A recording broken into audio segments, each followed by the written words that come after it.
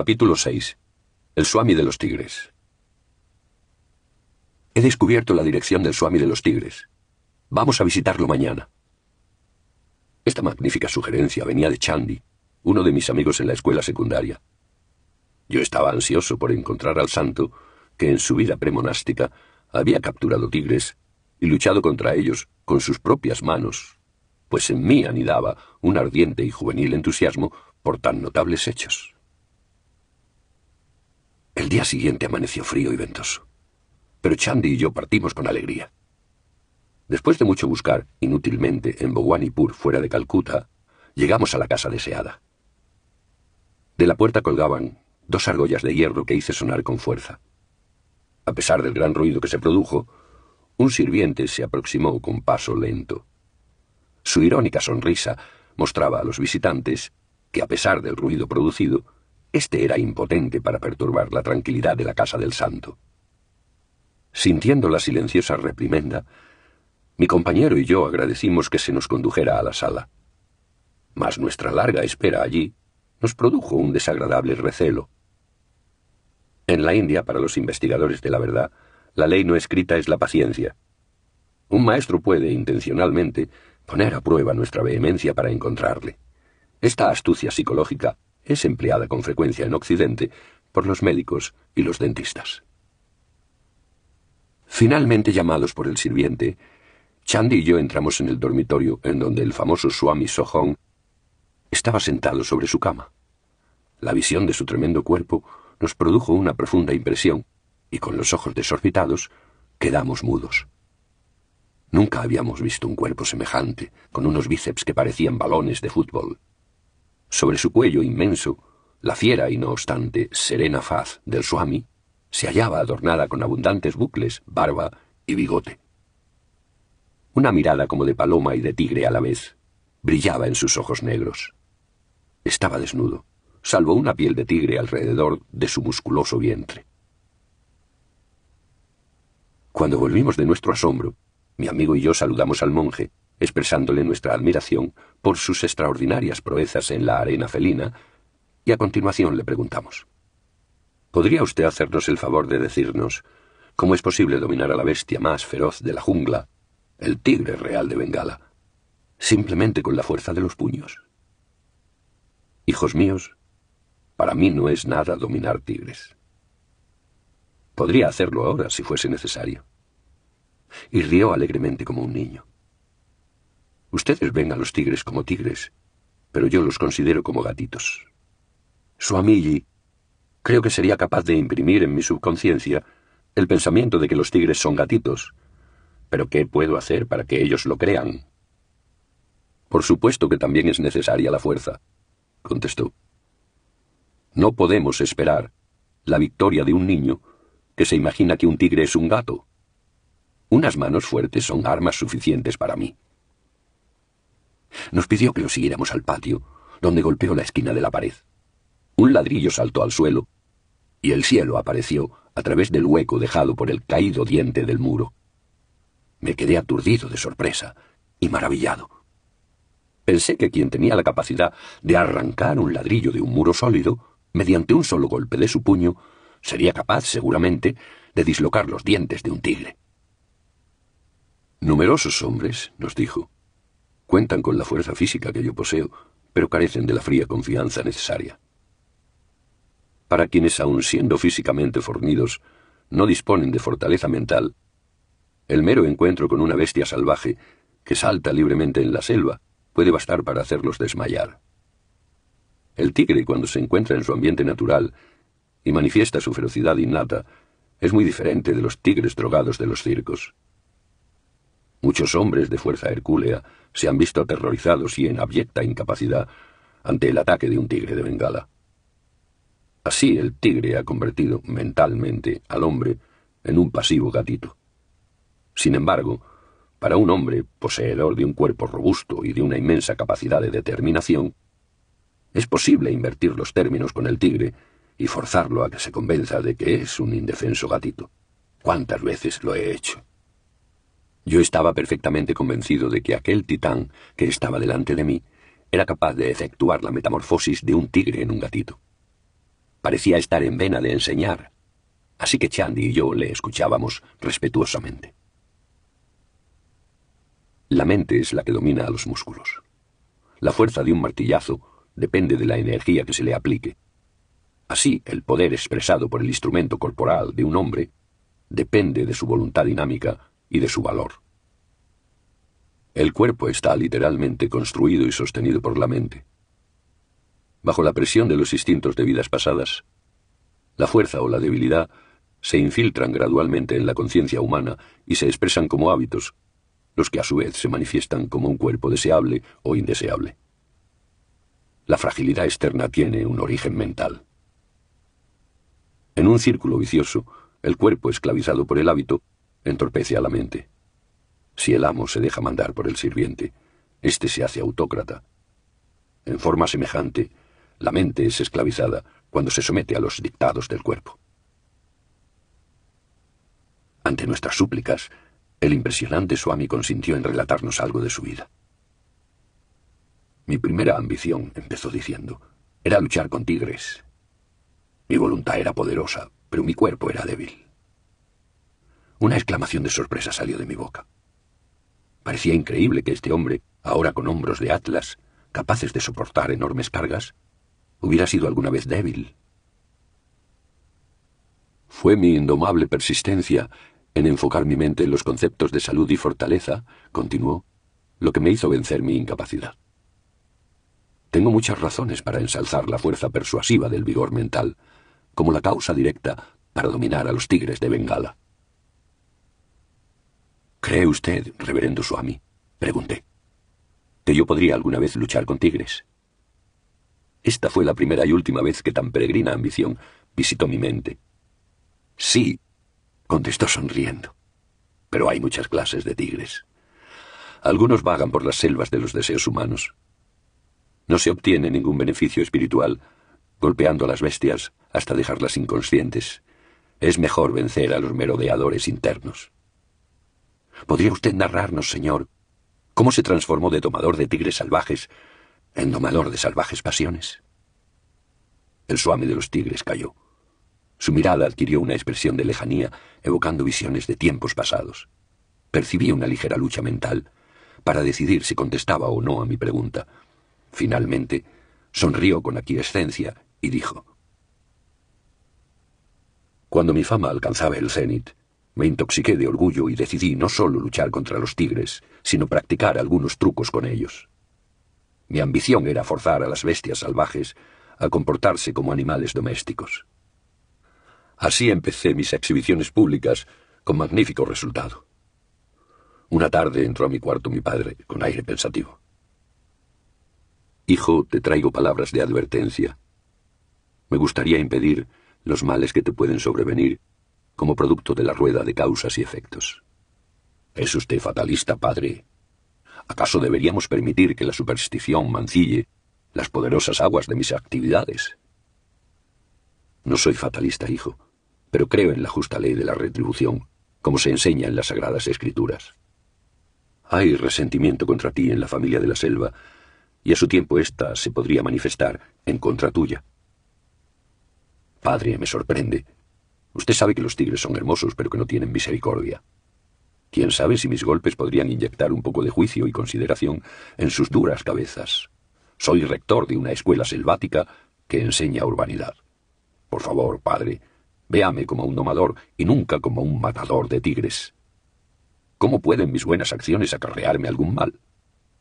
Yo le ruego que no me imponga una orden que cambie mi modo de vida. Chandy y yo escuchábamos atentamente, comprendiendo aquel dilema pretérito. En la India, un hijo no desobedece fácilmente los deseos paternos. El Swami de los tigres prosiguió. Con estoico silencio, mi padre escuchó mis explicaciones y después me habló gravemente. Hijo, me obligas a relatarte una funesta predicción que viene de labios de un santo. Ayer se me acercó cuando estaba en el pórtico meditando y me dijo: Querido amigo, te traigo un mensaje para tu belicoso hijo. Dile que termine con sus salvajes actividades, pues de otra manera, el siguiente encuentro que tenga con un tigre le producirá terribles heridas, seguidas de 6 meses de penosa y grave enfermedad. Entonces abandonará sus antiguas prácticas y se hará monje. Esta advertencia no me impresionó, y consideré que mi padre había sido una víctima de lo que le decía un fanático alucinado. El Swami hizo esta confesión con un gesto de impaciencia, como si fuera una tontería. Un áspero silencio siguió. Parecía que se hubiera olvidado de nuestra presencia. Cuando retomó el hilo de su narración, lo hizo súbitamente, en voz baja. No mucho después de la advertencia de mi padre, visité la capital de Cooch Behar. El pintoresco territorio era nuevo para mí y yo esperaba descansar plenamente durante este cambio. Como era usual, dondequiera que yo iba, una multitud curiosa me seguía por las calles. Yo podía captar trozos de comentarios susurrados. «Este es el hombre que lucha con tigres salvajes. ¿Tiene piernas o son troncos de árboles? Miren su cara. Debe ser una encarnación del rey de los tigres». Ustedes saben cómo actúan los pilluelos. En la misma forma que las ediciones finales de los periódicos. Y con cuánta rapidez circulan, de casa en casa, los boletines orales de las señoras. A las pocas horas, debido a mi presencia, toda la población se hallaba en estado de conmoción. Yo estaba descansando tranquilamente esa tarde, cuando oí el galopar de unos caballos. Se detuvieron frente al lugar donde me hallaba, y presentáronse unos hombres altos con turbantes de policía. Me tomó por sorpresa. Todo es posible para las gentes de la ley, pensé. Me pregunto si vendrán a reprenderme por algo que desconozco por completo. Pero el oficial se inclinó con gran cortesía y me dijo: «Honorable señor, nos envían para daros la bienvenida en nombre del príncipe de Cooch Behar. Él se complace en invitaros a que acudáis a su palacio mañana por la mañana». Yo reflexioné sobre la proposición. Por alguna oculta razón lamentaba profundamente esa interrupción en mi tranquilo viaje. Mas la atenta súplica del policía me conmovió y acepté ir. Al día siguiente me sorprendí extraordinariamente ante la exquisita cortesía con que fui escoltado desde mi alojamiento hasta un magnífico coche tirado por 4 corceles. Un sirviente sostenía una sombrilla para protegerme de los abrasadores rayos del sol. Gocé de un paseo muy agradable por toda la ciudad y por los bosques vecinos. El descendiente real en persona me esperaba a la puerta de su palacio para darme la bienvenida. Me brindó su propio asiento, bordado en oro, y sonriente, se sentó a mi lado en una silla común. Todas estas galanterías me van a costar, seguramente, algo caras, pensé, en medio de mi creciente asombro. Después de unas cuantas palabras, el príncipe me dijo: «Mi ciudad está llena de rumores acerca de tus luchas con los tigres salvajes, sin más armas que tus manos. ¿Es eso posible?». «Es la verdad, señor», contesté. «Apenas si puedo creerlo. Eres un bengalí de Calcuta, nutrido con el arroz blanco de la ciudad. Por favor, sé franco. No has luchado solo con tigres narcotizados o desnutridos». Su voz era fuerte y sarcástica, con un ligero acento provinciano. Pero yo no repliqué nada a su insultante provocación. «Te desafío», prosiguió el príncipe, «a que luches con mi tigre Raya Begún recientemente capturado. Si puedes resistir con éxito, amarrándolo luego con cadenas, y abandonas la jaula en estado consciente, serás dueño de este tigre real de Bengala, varios miles de rupias y muchos otros regalos que te serán entregados. Si rehusas combatir con él, haré pregonar tu nombre por todo el estado como el de un impostor». Sus insolentes palabras me alcanzaron como una lluvia de balas. Acepté con coraje. Durante su excitación, habiéndose el príncipe levantado a medias de su silla, se dejó caer en ella con sádica sonrisa. Me acordé de los emperadores romanos, que se deleitaban llevando a los cristianos a las fieras del circo. «El encuentro será dentro de una semana», concluyó el príncipe, «pero lamento no poder concederte permiso para que veas al tigre con anticipación». Ignoro si el príncipe temía que yo pudiese hipnotizar a la bestia o darle opio secretamente. Abandoné el palacio y observé, divertido, que el parasol real y el coche con panoplia habían desaparecido. Durante la semana siguiente preparé de manera metódica mi mente y mi cuerpo para la dura prueba que me esperaba. Por las informaciones de mi sirviente, supe muchos de los fantásticos cuentos que se divulgaban. De algún modo, la terrorífica predicción que el santo le hiciera a mi padre se había hecho pública, creciendo cada vez más a medida que se difundía. Muchos de los humildes aldeanos creían que un espíritu maligno, maldito por los dioses, se había encarnado en el tigre y que éste adoptaba diversas formas demoníacas por la noche, pero continuaba siendo un simple animal durante el día. Se suponía que este tigre endemoniado era el que se me había enviado para humillarme. Otra versión imaginativa era la de que las oraciones de los animales habían llegado al cielo de los tigres, y éste respondió en la forma de Raya Begún. Él era el instrumento que debía castigar al bípedo audaz, que tanto había insultado a todas las especies de tigres. Un hombre indefenso de desnuda piel, sin colmillos, atreverse a desafiar a un terrible tigre armado de garras. La concentrada ponzoña de los tigres humillados, declaraban los aldeanos, se ha acumulado en cantidad suficiente para que se opere la ley oculta y caiga el orgulloso domador de tigres. Mi sirviente me comunicó además que el príncipe estaba en su elemento como juez de la lucha entre el hombre y la bestia. Él había supervisado la construcción de un pabellón a prueba de inclemencias, con capacidad para millares de espectadores. En el centro se hallaba Raya Begún, dentro de una enorme jaula de hierro, circundada por otra, para mayor seguridad. La bestia cautiva lanzaba sin cesar espeluznantes rugidos que helaban la sangre. Se le había alimentado escasamente, a fin de despertar su feroz apetito. Quizás el príncipe esperaba que yo fuera su gran bocado de recompensa. Muchísimos habitantes de la ciudad y sus alrededores adquirieron ávidamente sus boletos en respuesta al tamborileo que anunciaba la excepcional contienda.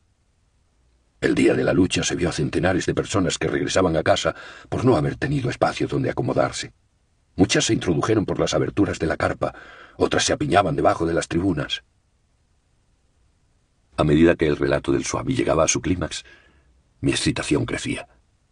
Chandy también permanecía mudo de asombro, en medio de un penetrante rugido de Raya Begún y del ensordecedor ruido de la multitud aterrorizada. Yo aparecí tranquilamente. Excepto un escaso atuendo alrededor de la cintura, no llevaba ninguna otra ropa sobre la piel. Abrí la puerta de la jaula de seguridad y confiadamente la cerré detrás de mí.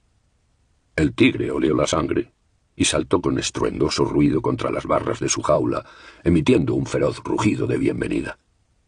La muchedumbre quedó enmudecida, presa de un compasivo temor. Yo parecía un inofensivo cordero delante de la feroz bestia. En un instante estuve dentro de la jaula, pero mientras cerraba la puerta, Raya Begún se abalanzó sobre mí, hiriendo horriblemente mi mano derecha de un zarpazo. La sangre humana, el mejor regalo de que puede gozar un tigre, manaba abundantemente de mi mano. Parecía que la profecía del santo se iba a cumplir. Me rehice inmediatamente de la conmoción que me produjo la primera lesión importante que había recibido en mi vida. Ocultando de la vista del tigre mis dedos lacerados, puse mi mano bajo el taparrabo y con el brazo izquierdo lancé un golpe demoledor. La bestia retrocedió, vacilando aturdida en el fondo de la jaula, pero luego saltó convulsamente hacia mí. El castigo de mis afamados puñetazos llovió sobre su cabeza. Sin embargo, Raya Begún había saboreado la sangre y se comportó como un dipsómano que hubiera probado el vino después de estar privado de él durante mucho tiempo. Acompañados de rugidos ensordecedores, los asaltos de la bestia crecieron en furia. Mi defensa era inadecuada, porque solo disponía del brazo izquierdo y me hacía vulnerable a sus garras y colmillos. Pero yo le respondí con una aturdidora retribución. Mutuamente ensangrentados, luchábamos a muerte. La jaula era un pandemonio salpicado de sangre por todas partes. Resoplidos de dolor y aliento letal salían de la garganta de la fiera. «¡Dispárenle! ¡Maten al tigre!», exclamaba el público. Pero hombre y fiera nos movíamos con tal rapidez que la bala del guardia no dio en el blanco. Recurriendo a toda mi fuerza de voluntad, rugí ferozmente y asesté un potente golpe final. El tigre se desmayó y quedó quieto. «Como un gatito», dije yo. El Swami sonrió en aprecio a mi interrupción y continuó su relato.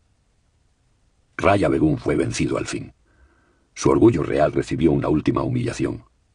Con mis manos laceradas, audazmente abrí sus quijadas y durante un dramático instante puse mi cabeza dentro de sus fauces, como en una trampa de muerte. Luego busqué a mi alrededor una cadena y, hallando una que había en el suelo, la até del cuello del tigre a las barras de la jaula. Triunfalmente, caminé hacia la puerta. Pero aquel diablo encarnado, Raya Begum, tenía un vigor digno de su supuesto origen demoníaco. Con una embestida increíble, se zafó de la cadena y saltó sobre mi espalda. Con mi hombro entre sus mandíbulas, caí violentamente, pero en un instante me revolví y lo tuve debajo de mí. Bajo mis golpes inmisericordes, hice que el traicionero animal se hundiera en la semi-inconsciencia. En esta ocasión lo aseguré con más cuidado y lentamente abandoné la jaula. Me encontré de nuevo ante un rugido tumultuoso, pero esta vez de deleite. La multitud, loca de alegría, me aclamaba, y su alarido era como si saliera de una sola gigantesca garganta. Desastrosamente lacerado, yo había cumplido con las 3 condiciones de la lucha: aturdir al tigre, atarlo con una cadena y dejarlo sin necesidad de ayuda. Además, había atemorizado y herido tan drásticamente a la agresiva fiera que la bestia parecía contenta de renunciar al oportuno premio de mi cabeza entre sus fauces. Después de que mis heridas estuvieran curadas, fui laureado y coronado. Numerosas piezas de oro cayeron a mis pies. La ciudad entera estuvo de fiesta. Por todas partes se oían infinidad de comentarios respecto de mi victoria sobre uno de los más grandes y salvajes tigres que jamás habían visto. Me dieron a Raya Begum, como me habían prometido, mas no sentí ningún regocijo. Un cambio espiritual llenaba mi corazón. Parecía que al abandonar la jaula, había cerrado también la puerta de mis ambiciones mundanas. Luego pasé por un periodo doloroso.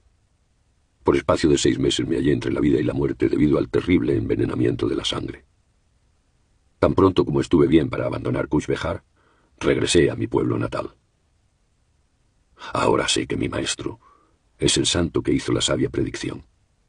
Confesé humildemente a mi padre. Oh, si solo pudiese encontrarlo. Mi anhelo era sincero, y un día el santo se presentó sin anunciarse. «Ya has domado suficientes tigres», me dijo con calma y seguridad. «Ven conmigo. Yo te enseñaré a dominar las bestias de la ignorancia que vagan por las selvas de la mente humana. Estás habituado al público. Deja que éste sea ahora una galaxia de ángeles absorta en tu impresionante dominio del yoga». Fui iniciado en el sendero espiritual por mi santo gurú.